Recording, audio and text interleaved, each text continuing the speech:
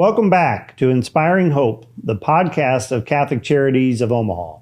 I'm your host, Dave Vancat, Chief Community Engagement Officer for Catholic Charities. Because of our name, some people mistakenly believe we only serve Catholics. This is not true.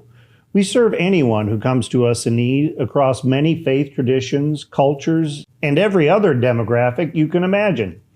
In today's episode, you'll hear about the Team Up project and how Catholic Charities collaborates with people of various faiths to provide food for the hungry. Each year, more than 300,000 people in Nebraska, including 92,000 children, experience food insecurity. Catholic Charities provides hope for those who are hungry, but our food programs rely on the generosity of people of many faiths to provide the food and volunteers we need to operate. Joining us today are Abdul Mackie, who is the operations manager of the Tri-Faith Initiative, as well as a former board member there, and Denise Bartels, also a board member of the Tri-Faith Initiative and executive director of Catholic Charities. Abdul, Denise, thank you for joining us today. We're so glad that you're here. Denise, we're going to start with you. Talk a little bit about the Team Up project. What is it and how did Catholic Charities get involved? So the Team Up project is part of a larger initiative. Catholic Charities of Omaha is part of Catholic Charities USA. It's a 168 membership group of Catholic charities throughout the United States. And within that, Team Up started 2 years ago, where it was Catholic Charities USA, Habitat for Humanity USA, the YMCA USA, and Interfaith America. And it was a project that really came together and how can we build bridges across faith lines to kind of break down those barriers, and how do we begin to have conversations. And myself being on the Tri-Faith board, our initiative, I was sitting next to my peer, Abdul, at a Tri-Faith board meeting, and had an idea about our market choice pantries that we have at the St. Teresa of Calcutta campus and the St. Juan Diego Center, and understanding the different dialects and cultures that we serve, that we've grown into. And thinking of randomly at this board meeting, hey, Abdul, knowing that Abdul is from the American Muslim Institute, that we serve a large population of the Muslim that come to our pantry, and mentioned to him that exactly what I said, that we serve this population. And Abdul said, wow, maybe we should be part of maybe doing a food drive. And that really kind of grew into having more conversations with the three congregation clergy on the campus, Pastor Jenny from Countryside, Rabbi Ben from the Temple Israel, and then the Imam from AMI. And further those conversations, really to say we were going to make this project up as we go. And especially in light of what has happened, or had happened on October 7th on that campus. And we all know in the world what that did and had some stressors even on that campus. But what this project was really about was food. And food is the most basic human need that we all deserve to have. And when we remove all the labels, no matter what congregations or faith-based religions we come from, can we all sit in a room and agree on that food is the basic human need to serve each other? And really, and I'll let Abdul kind of talk about that first, and then how we moved into really planning, because we had no idea what this looked like. Mm-hmm. So, Abdul, you're part of the Tri-Faith Initiative, yes, operations manager, as well as former board member. Correct. Talk a little bit about what is that? How did it get started, and where is it here in Omaha? The Tri-Faith? Yes, the Tri-Faith Initiative. Okay, Tri-Faith Initiative started as an idea, a concept, September 11th. And then it grew through talks and conversations to becoming official in 2006, in January 2006. So January 2026, the Tri-Faith Initiative will be celebrating its 20th anniversary. And so this is a combination of Christian, Muslim and Jewish yes, faiths all on the same campus. Cohabitating on the same, coexisting on the same campus. Correct. On a campus that is, 38 acres, shared by a bridge called Abraham's Bridge. And it's truly a remarkable feat, being there. To kind of move forward to this event and having this conversation, and we actually had to apply for the grant to be able to, is this a viable grant that Catholic Charities USA would be willing to submit? And we were very grateful that we were one of 7 throughout the country that won this grant to build bridges across faith lines. And so just so the Tri-Faith Initiative, that's the only type in the of world entity in Yes. the world, where right? these those 3 faiths are all together on the same coexisting. Yes. Campus. Yes. And so, again, once it was, the grant was awarded and we decided, well, we don't really know what this looks like except with a conversation. Mm-hmm. And so we had our first meeting with all the clergy leaders of the congregation and some key leaders that are part of the Tri-Faith Initiative at Catholic Charities. It was a whole morning spent of them touring our facilities, understanding our market choice pantry, and kind of bringing it back to food as the mission and the center of this project. We then went and had breakfast, and we all met around the table, and really it was simple questions like, what does food mean to us? Right. And what food means to us was different from what it means to the imam, what it means to Pastor Jenny, how we look at food as sacred, food that is holy. And I have to say, and I'll let Abdul say as well, but it was probably the most moving conversation that I've had since being at Catholic Charities, of really understanding different beliefs that really never sat at a table together to understand what we did, what they did, and even their heritage of the countries that they came from. And I'll let Abdul also talk about how the imam was so moved by all of that. But we decided at the end of that how to move forward with it, because the goal of this grant was, how do you have an event out of starting this project? Mm-hmm. And that first meeting was really critical to understand we were all in for the right reason, to serve people and to make sure that we are all fed and nourished. So Abdul, talk a little bit about that first breakfast meeting and what that was like for you and the imam to be at the table with all of these different faith leaders talking about how can we utilize food as part of our collaboration. Right. At that meeting, I believe we had about 20 to 25, people around the table. I think we ran out of chairs at one point. The moving moment of that, meeting was the surprise, if you will, that Imam Ibrahim had, that here we are at Catholic Charities, a Catholic organization, calling us to talk about, food insecurities, and finding out that the demographics of, people who go to the pantry, a lot are Muslim, either immigrants or refugees. And in his mind, he had thought about, okay, we have a Catholic group who wants to help feed Muslims. He kept on asking me, privately, is this real? Is this truly happening? Because in the Middle East in general, volunteering, like we do here, we take it for granted because it's just, part of our DNA. It's, what we do to make ourselves, feel good, and also to help people in need. And the shock on his part was that usually these services are government provided in the Middle East. Okay. Not how it is here, where organizations call each other and want to work, together. So he was moved, the fact that a Catholic organization is, reaching out to us and to him and wanting his input and wanting, him to be involved because they are serving his, congregation or fellow, Muslims and Muslimas.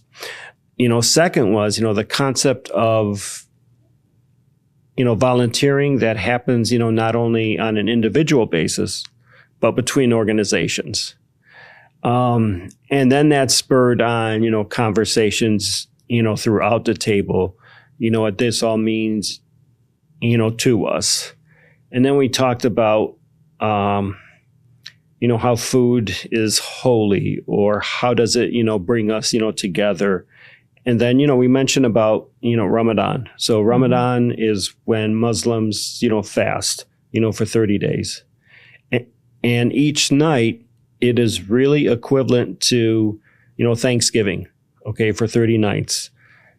And Ramadan is not to be, celebrated alone. It is a communal thing. So you invite your neighbors and your family and your friends over, because, having food and breaking bread and breaking, a fast is holy when it is, shared with everybody. So after that meeting, there was a lot of excitement, generated, with the tour. I kind of got involved and interested in, volunteering, because, we were talking about, volunteering and, how can we get, more people to help? Because I think Kareem was in that meeting, and he was also, surprised, that the population is, not predominantly, Muslim, but a high percentage. And he was, shocked at that. And I think he made a commitment to spread the word to see. It was more of a movement for Kareem. And Yes. how do we change? You mentioned earlier about the government dictating, Sure. taking care of those entities, and how he realized that it's our responsibility when you live here to take care of each other. Right. I think what was a surprise for everyone and what we learned about each other's cultures and beliefs is we're really similar than we think. And Absolutely. perceptions were broken, barriers were removed. And I think the biggest one for the other congregations is we don't just serve Catholics. We serve 325,000 people a year, and we don't ask, where do you come from? We serve all. We do it because we're Catholic, not because they are. And I think there was really gained out of that an immediate mutual respect for each other and our faith, but really that we're more alike than we are different. Right. Yes, there's so many commonalities between people in general, but across these various faiths. And one of the things we talked about in our podcast about our pantries is how many different cultures there are. We serve from Burma, Thailand, Afghanistan, Russia, Ukraine, all different areas, parts of the world, and different faiths that come to us for assistance, but then also we look to for help in trying to provide the food that we need to give to them. So you mentioned about building bridges. And so that was both the bridge between tri-faith and these different faiths, but also that's one of the themes of Team Up. And so we elected to do the Breaking Bread and Building Bridges event, which was a meal between the Catholics, Muslims, Christians, Jews, and we also included the Mormons who provide a lot of food to us from our pantry. So Denise, talk a little bit about this event and what it was like. So we, each congregation, and including the Mormon population, like you said, that serve us as well, identified their key leaders within their boards that they have, and were invited to an event at Catholic Charities. We hosted it in our Market Choice Pantry one evening, and very much were cognizant of the foods we were serving, to making sure that we were all respectful of who could have what foods and what to stay away from, so that we truly could have a meal together and share. And it was really a conversation about dignity to each other, first of all, at our leadership level, because it all starts from the top down.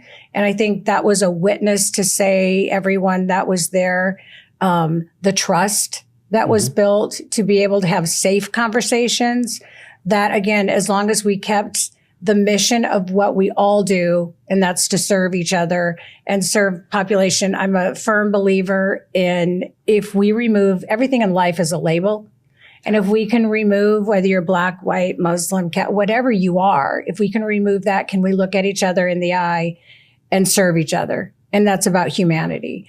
And I believe that was probably the strongest message that night. And it truly was just one or two conversations, questions. Dave, you were the moderator that, to really witness.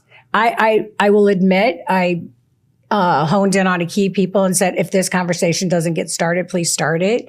And there was no one ever had to step up. Right. Immediately, everyone outside the core group who put this together really were eager to stand up. And I had a Jewish person next to me who said, this is absolutely amazing. I had no idea that this happens in our community. So, the Team Up project was to build a bridge, have an event, and that it was bigger for us. This is a movement. It's ongoing.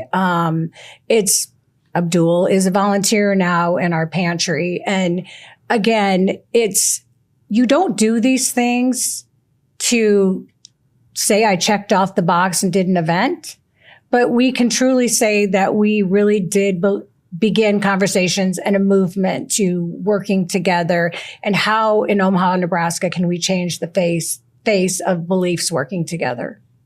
And so that was kind of the starting point for getting all of these collaborations together. But we've learned so much through our pantries. I did not know what halal food was before. Nor did I, because I can't pronounce it. But talk a little bit about the food that we had at the event and why that food was chosen, Abdul. So we had talked about, a variety of, vendors, for that night. We try to do, 2 or 3, to represent the ethnicity of our population. So we decided on Shahin Afghan restaurant. They are a success story after having been, refugees here from Afghanistan. And they do give back, to their community as well. So we reached out, to them, and they agreed, to provide the food. And the food that they had, provided was just outstanding. And the service, and you can tell, by their passion. There is in Arabic a term called, breath. When somebody breathes into the food, it shows that, they are passionate about it. It gives everything, to make that meal special. And they really were outstanding in everything because you saw quality, you saw passion, you saw dignity. When you tasted things, it meant something. And it was not only halal, but was also kosher. So then it met all the different. It met everything. It really did. Needs of the different religious faiths. It really did. And the compliments, that they had received, and also the conversations, that spurred about the food. It was, truly, truly an event that broke a lot of barriers, that really enabled, people just to grab a microphone after the next, person spoke, and just, the conversations and the friendships, that were made, right after. And, and the thought that, with everything going on in the world right now, people are still hungry, and that should be our mission. Right. And, to get involved in work like this, it's not about money. It's not about, this is what I want to do with my life. It's about, having, that humanity and that passion in your heart to be able to just ask somebody if they're okay and to lend a helping hand. Beautifully said. Thanks. Without anything in return. Exactly. Exactly. And that's what we do at Catholic Charities day in and day out, whether it's food or our other programs and how we serve to anyone who comes to us in need. So Denise, talk a little bit about, okay, where do we go from here? How can others collaborate with us around this effort? Well, and I think it's really about understanding what a market choice pantry is. I think there's perceptions about pantries and or a food bank, which all serve a purpose. And our concept really moving from pantry per se to a market choice pantry is what we want to do when the client comes is treat them with dignity the second they walk in. All of us have access to a grocery store and we know what it's like to shop.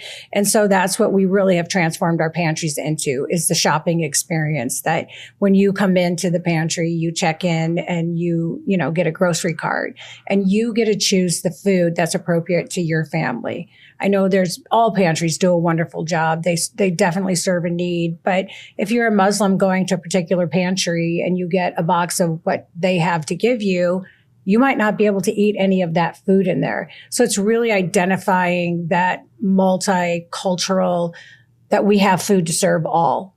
And that's really, I think, what sets us apart and what makes us different.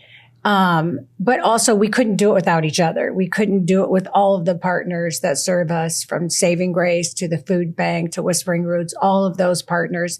We all can't be everything to everyone, but together we can be something and make a huge difference. And Abdul, you started volunteering now with Catholic Charities. We rely on volunteers throughout our pantries to be able to serve those who come to us. So talk a little bit about how you were inspired to do that and what you've seen since you've started. Well, two things inspired me. Well, three things. Growing up as a child, my parents, taught us to always help people, whether we have it or don't. Okay, we have to help people. And then when I was walking through the pantry and saw that it had the look and feel of a grocery store, the clean shelves, pretty well stocked, not government label cans, but brand name cans and everything, even the personal hygiene stuff and the diapers and the kids stuff. That was something that attracted me. And then immediately, I think at the meeting afterwards, it's like, count me in. So I have a schedule between Christina and I that I go every other Friday. Pick up bread and pastries, whatever they have at the Hy-Vee at 192nd, and bring them. So that I will probably still continue to, to do.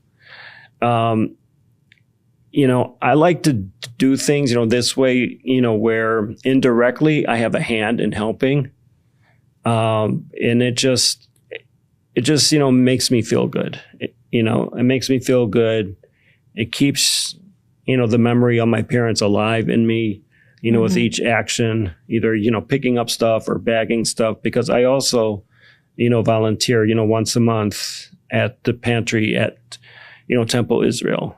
So where I like just to bag the stuff and put them in people's cars. Mm-hmm. So. And because of that, saying that, one of our, as you mentioned, what does this look like moving forward, is the goal is to work with the Temple Pantry that works with Countryside on the campus. And how does Catholic Charities supply and supplement their food needs as well? Plus the garden that is on the campus at Tri-Faith, and how do we work together to be recipients of some of those foods to give out as well? And that's such an important part of what we do, trying to provide some of that fresh food and the fresh produce and the nutrition. Exactly. So that people who are coming to us, we're taking care of them both physically as well as doing our spiritual goals of helping those who are in need. I was also going to mention too, in the beginning when I talked about Interfaith America being a partner to this, they also were in attendance at the event that we hosted in July. And since then, have come back and want to do a video on our project and really to demonstrate the breakdown of true faith barriers that were broken and how it's not a one and done. but it's a movement for all of us. So it can be a model for any community that you go in on what it really does look like and can be done to serve each other. Well, it was a wonderful event, and I was very blessed to be there and be involved. And I know there was a lot of time and effort through both of you to make this all happen. So thank you so much for taking some time today to share about the event and the ideas of how we can work together going forward. So we appreciate you being on Thank you, Dave. Inspiring Hope. Thank you, today. Dave, for having us. Thank you. As we close today's episode, I hope you give some thought to the importance of food in your life and what it might be like to wonder where your next meal will come from. Most of us have never known the pain of truly being hungry. Not only have we been blessed to have plenty of food, but we have fond memories of holiday feasts surrounded by family and friends. We all have a need for food, and sharing meals is such a good way to learn more about someone. It takes effort and intention to seek out others different from us and learn about them. Everyone has something to give and to share. It's up to each of us to determine how to best do that. The Breaking Bread and Building Bridges event was a microcosm of so many faiths and cultures. Our community is filled with people of goodwill, ready to help if we can connect with them and give them the opportunity to provide for others. Where do you fit in? Have you been inspired by this episode to start or do more to help Catholic Charities or others provide food for those in need? We talk about hope on this podcast, and that is so important to people struggling. Knowing that they are not alone and someone is there to help is so important to their mental and physical health. God is always there to help us and guide us to share his love with others and offer hope. Jesus gave us the example by breaking a few loaves of bread and a few fish to feed the multitudes of people. Whoever was before him was welcome to eat. We extend that same graciousness to those who come to Catholic Charities. We get low on food at times, but God always comes to the rescue and inspires people like you to donate food and funds to feed the hungry and offer hope. Thank you for joining us on this podcast of Inspiring Hope. If this conversation resonated with you, please subscribe, share, and stay connected. If you want to learn more about our programs at Catholic Charities, visit our website at ccomaha.org. Until next time, remember, keep inspiring hope. God bless.